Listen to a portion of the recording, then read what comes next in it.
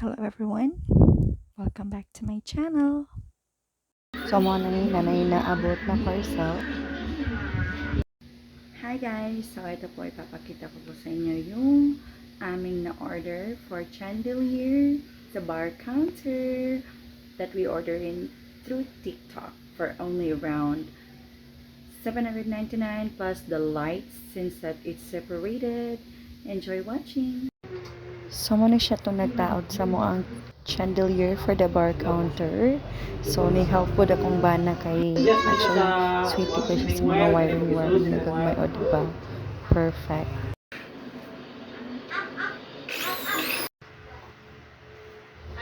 So, kay nagtaod man sila. So, wala pa ko namilo.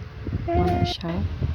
Ang gibutangan actually naka-bubble warp siya. So, dili kayo siya risky sa pag-deliver. So, muna ang iyahang pagtaod.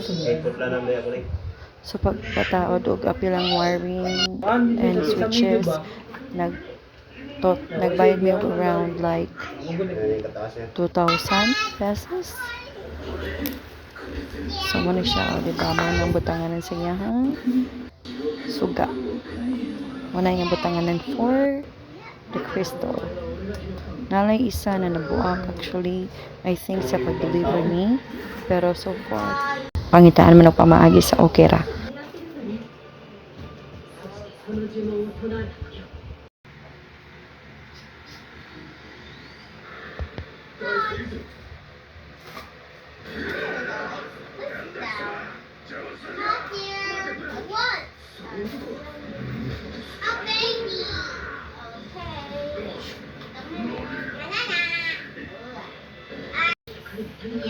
Chal! So muna iyahang bulb, ipalit pa namo siya separately kay dili man siya included sa iyahang package.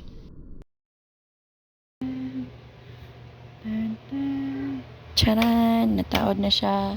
Well, actually sa first nila nataod kay murag bali pa ang switches kay na every time na gina-turn off ang light kay need pa i-turn off po ang other lights sa mo ang kitchen. So muna siya gipausap pa na sa ako ang hobby.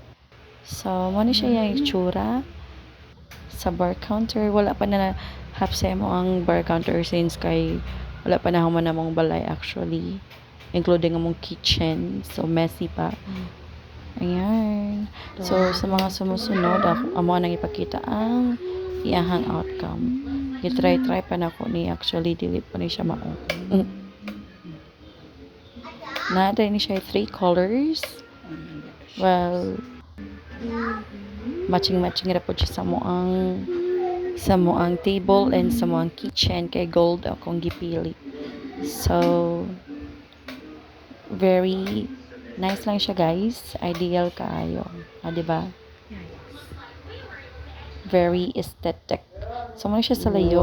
Turn off ang light. Kaya na okay naman ang mga lights. Dili na siya connected. Thank you for watching.